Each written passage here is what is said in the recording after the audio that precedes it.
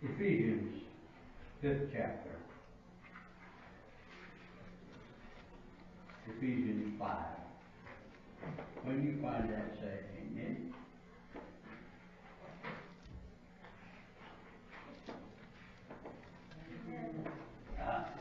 Yes, okay. Ephesians 5th chapter. Start reading at the 20th verse. 20. I think I'll read through 32. Giving thanks always for all things unto God and the Father in the name of our Lord Jesus Christ. Submitting yourselves one to another in the fear of God. Wives, submit yourselves unto your own husbands, as unto the Lord. For the husband is the head of the wife, even as Christ is the head of the church, and he is the Savior of the body. Therefore, as the church is subject unto Christ, so let the wives be to their own husbands in everything. Husbands, love your wife, even as Christ also loveth the church, and gave himself for it, that he might sanctify and cleanse it with the washing of water by the word, that he might present it to himself a glorious church, not having spot or wrinkle or any such thing, but that it should be holy and without blemish. So ought men to love their wives as their own body. He that loveth his wife loveth himself. For no man ever yet hated his own flesh, but nourisheth and cherisheth it, even as the Lord the church. For we are members of his body, of his flesh, and of his bones. For this cause shall a man leave his father and mother, and shall be joined unto his wife, and they shall be one flesh. This is a great mystery, but I speak concerning Christ and the church. May the Lord add his blessing to the reading. Father, again as we bow, asking, Lord, that you just look on this your servant as empty. Lord, just let the word of God speak through me, that you would have for we here this day, each and every one of us. Lord, that it might accomplish what you would have for us. We ask you, Father, to take us now and use us. In his precious name we ask. Amen. Am I in trouble already? Not with the men. No, I'm not in trouble already.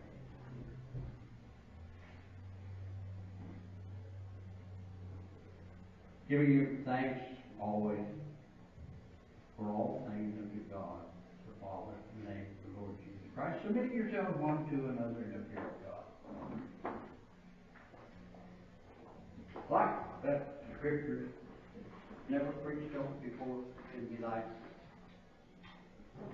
Never have I approached that subject of wives and husbands. Never have I. But this is Valentine's Day. Every place I look, there's a heart and names on it. Yeah. Supposed to be the day of love, I don't know, one for another. Husbands, wives, girlfriends, boyfriends. Speak to you men for just a second. Don't have too many. About, you remember back when you was in school? Maybe in the lower grades, I don't know, maybe some of it. But anyhow, somewhere along the line there, you looked across the way and there was that pretty little girl sitting over there. Oh, that old heart began to thump and you began to say this, that, and the other thing, and everything seemed to be like, wow.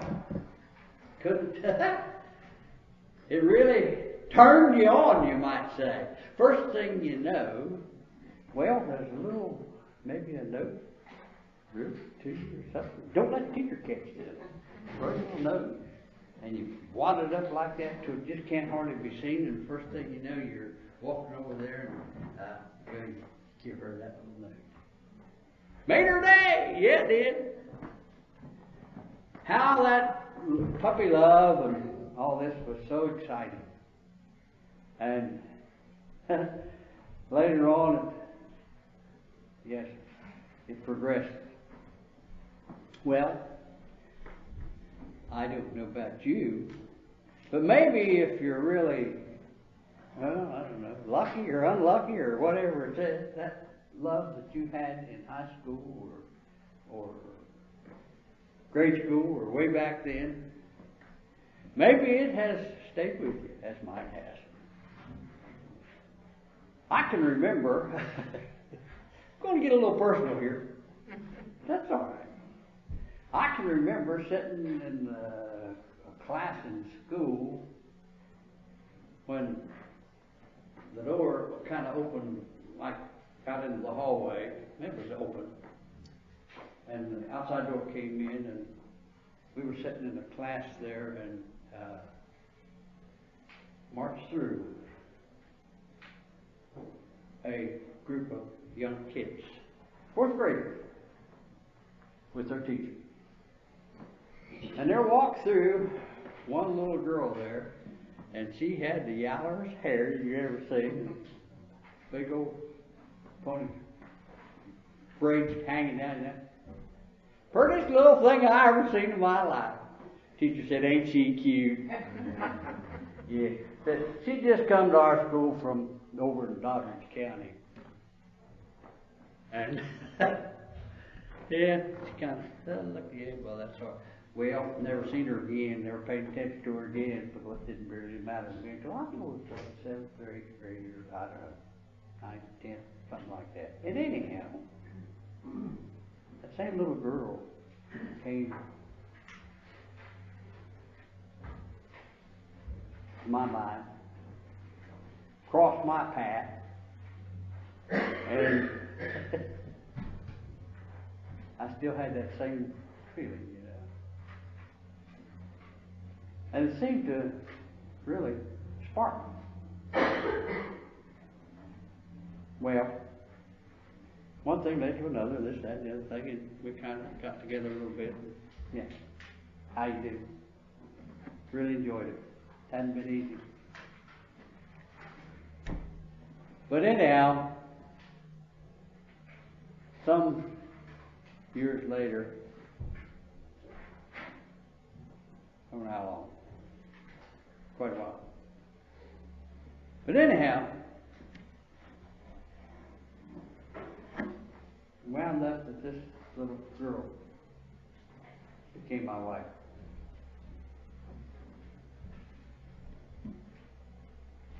And I have to say, that was the best thing that ever happened in my life. Because I can look back now and I can see how it wasn't always easy. It wasn't always smooth. We had our problems. Matter of fact, we parted ways for a while, didn't we? A couple, 3 years, I don't know how long. You don't care to know. But the coming back was so sweet. And I think that was God's way of reassuring, giving us a test of our true love. I don't know why I'm saying all this personal, but I'm sure that it relates to every one of you here. That this same story could be told by any one of you as to how you were brought together with your spouse. When I read these scriptures, it says there, "Wives, submit yourselves to your husband." No woman likes to hear that. Matter of fact, when I was doing the wedding ceremony, she said, "Don't you put that in there." I don't know why. But it said, wives, submit yourselves to your husband. This is God's plan, not mine. It's there written in the Bible. It's there for the purpose that God had His plan where husbands and wives would be in order. Too many times we'll read that first part of that scripture, wives, submit yourself to your husbands, and we take that like you are to be dominated by that man. Not what it means at all. Wives, remember when God made man, in the creation, then He said that man needed a helpmeet. So He created the woman. And He put her where she needed to be. Remember, I've heard this spoken before, that He took the rib from Adam, from his heart, under his arm, as a shelter for the woman. And He made woman for man. But He did not say that you are to dominate, that you are to rule with a hard hand, fist, whatever. A lot of we hear today on the news where women have been subjected to all kinds of bad things, punishment, where they've been beat up, where they've been abused. This is not what God was talking about. When God put man and gave him the woman as a wife, it was like that. They became one flesh. No longer separated.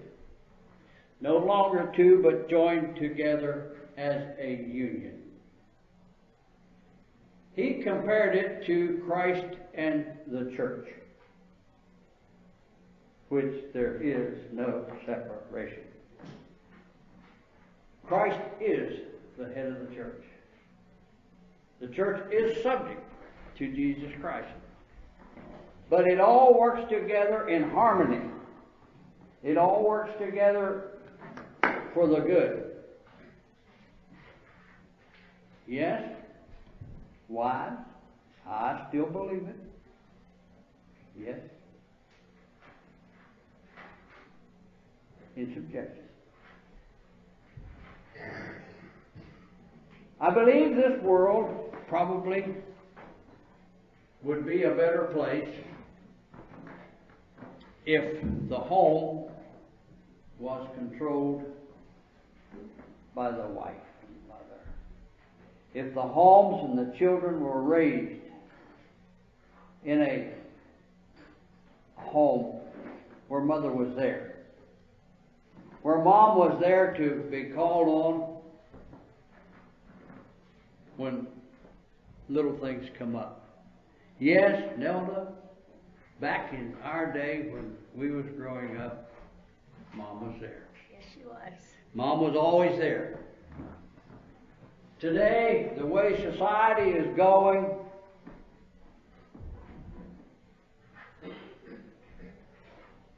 sometimes when there's a need pops up in the family, where's Mom? Where's Dad? Well, as I said, the way things are going, Mom's probably working out on the job. Dad's probably working someplace. Children, if they're big enough, are on their own.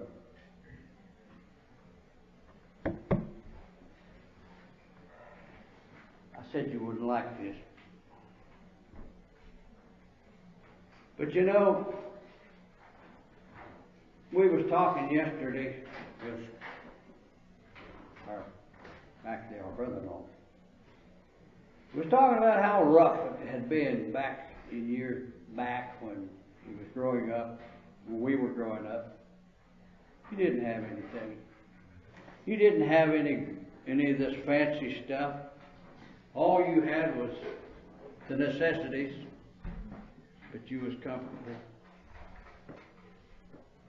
There was no, didn't seem like there was any divisions because we were all the same.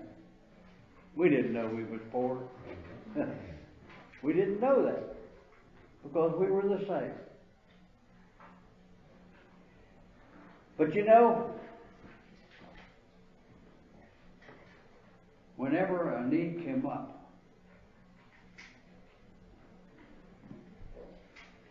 husbands and wives were there. They were there to take the burdens from the children. Yes. Why? Subject yourself to your husband. Whoa, it don't stop there.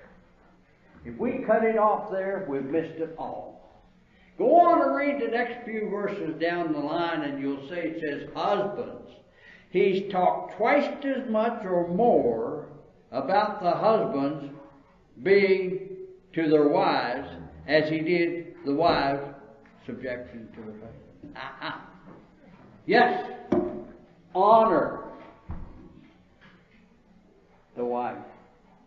Man, what a job you women have to raise a family. Already going. Yep. It's all over, right? They're raised, they're going. Ours is. Possibly yours is. Some are not. What a job you have. It's the greatest job probably in this whole wide world. Oh, yes, there's things out there that are tough.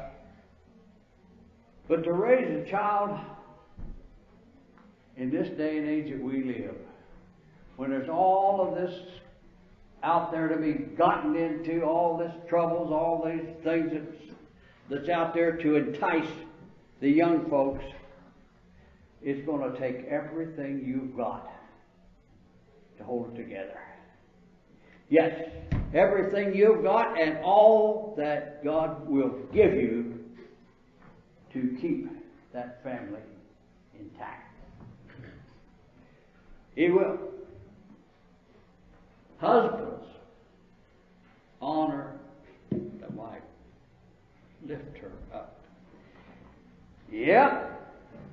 Tomorrow is Valentine's Day, and there's something goes with that you best not forget.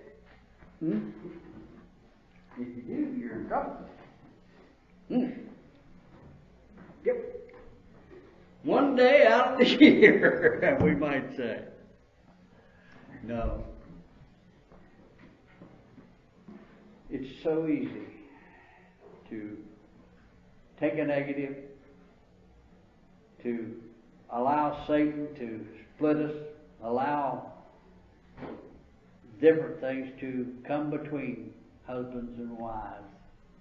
It's so easy. It's so easy. Because he is right there to prod you. Yes. But if we put God first, if we put the love of Jesus Christ first in everything we do, all the rest will fall into place. Yes. When wives would seek the advice, subjection to their husband. Husbands would honor their wives through their love for Jesus Christ. Then everything falls into place. So easy to listen to some of these so-called smart peoples that gets on television that tells you how you should raise your children to a point anymore that further they've just about got control. The government has stepped in and made it almost impossible for parents to raise children. Yes. Through discipline? No, don't you dare lay a hand on them. We'll put you in jail. Well, I can remember the time when the law of the land was a board about yay long, and they weren't afraid to use it. In the schools, yes, we had well, he may have been a little bit more aggressive than he should have been, and that's probably why this all has come out. But they'd warm your back, and you knew it.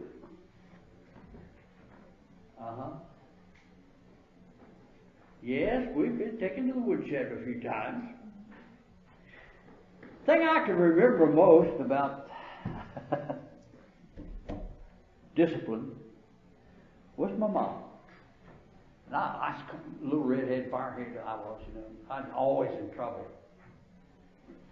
But she would tell me, she'd say, okay, go over to the cellar and get a switch. And don't bring back a little one. You bring back a switch. I'm going to tan your eye. Ooh, that was the longest trip. Cross the bridge and over to the cellar I'd go and get this. Sometimes I'd, cheat a little bit, bring back a little one. Go back there and get a switch. She laced me up pretty good. But she loved me. And I think that when we have lost that from our families, correction, I think that when we've lost this, we've lost a lot. Because let me tell you, when you discipline a child, you discipline them in love, and they know it. They know that you love them and you care enough for them that you're not going to just say, just go your way. You care enough to discipline. Well, all of this is exactly the same as Jesus Christ and His church. We, the church, is the bride of Christ. Yes. Subject unto Jesus Christ. We speak of love, we talk of love, as I did from the time we're just little fellers, up till the time that we're married and clear gone, even until we are departed, still in love. Yes. That love goes on. It does not stop with death. It does not stop with separation. It goes on and on and on through eternity. Yes! Yes, but Christ's love. As I read to you, and you've heard it, you've seen it posted at ball games, you've seen it everywhere. John 3:16. God so loved the world. His love is so great, we can't even begin to imagine. But our love for Jesus Christ should be the greatest love of all. Yes, the commandments that He gave, He said, love one another. This is the greatest of all commandments, that we love one another. All of the rest hinge on that we love one another. Yes, we can celebrate this 14th day of February, and we can reminisce of the good times and early life that we've had with your lover. We can reflect back and we can feel good. Yes, it'll bring tears to your eyes. But it'll also remind you how God loves us. And folks, I don't care if you've been married, if you're not married, or where you are. That love, once God instills it within us, is for eternity. Yes, it goes on and on and on. Yes, we may be separated for a little while. We may have to endure a lot of things, hard times, sadness. But if we have the love of Jesus Christ in our heart, it will go on and on and on and on for eternity. Yes. When we leave this life and go on into eternity, just think of how wonderful it will be to be reunited with those that we love. I don't know how it works. Don't ask me, because I ain't been there yet. But I have the faith to believe that when this life is over and God calls, He says, right, go get your church. Yes. And we will be, as our Sunday school lesson says, transfigured. We will be changed in a moment, in the twinkling of an eye.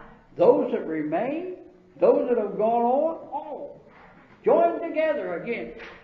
What a glorious time it will be. That's another story. I'd like to get into it one of these days. But folks, as we celebrate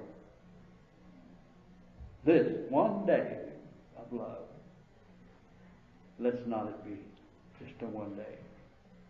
Let it be forever.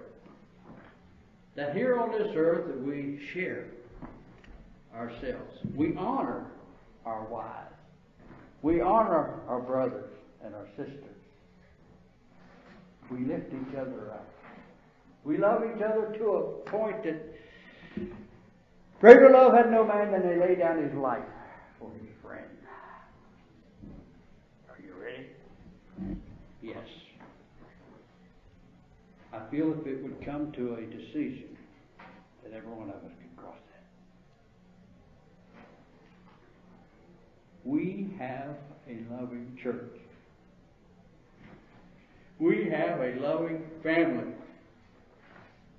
We have something that this world cannot have. We have a love for each other in our church family. It's just amazing that we can come together as one. Some of you, I've known for a long time. Some of you, very short time. But we're all one in Jesus Christ through His great love. Yes, this one day we're celebrating. This one day that we're celebrating, let's just remember and carry this through the whole year, lifting each other up, husbands and wives, friends, family, strangers, enemies, love them. We don't know what they do, but we love our enemies. God's good. He has blessed us. Look at our church. It's growing. Because we love one another. That's the only reason. Just what God gives us. It's good. But it's going to get better. It's going to get better. Yes. And very soon, not too far off, God's going to say, son, go get your church. We can't even begin to imagine. Just that we are ready. That's the whole secret to it all. If we are ready. Not to have deceived ourselves into thinking everything's all right. Then when we reach that final judgment day, He looks on us and He says, "Enter in, my good and faithful servant." Yes, enter in, good and faithful servant. But then there's those that have deceived themselves into thinking everything's all right. Yes. And He's going to look on them and He's going to say, "I don't see your name. Depart from me, ye workers of iniquity, I never knew you." None of us within the sound of my voice will hear that if we're obedient to what God says.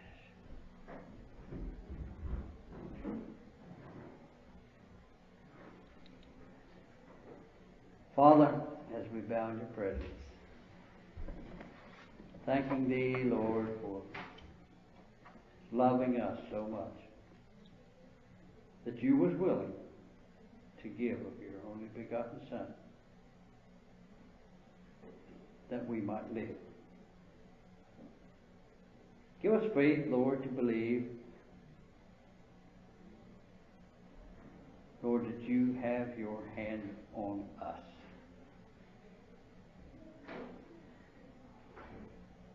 Keep us, Father, holy. Use us as You would see fit. But Lord, if there's any doubt in our minds, anything, Lord, that would be contrary to Your will, take it away from us.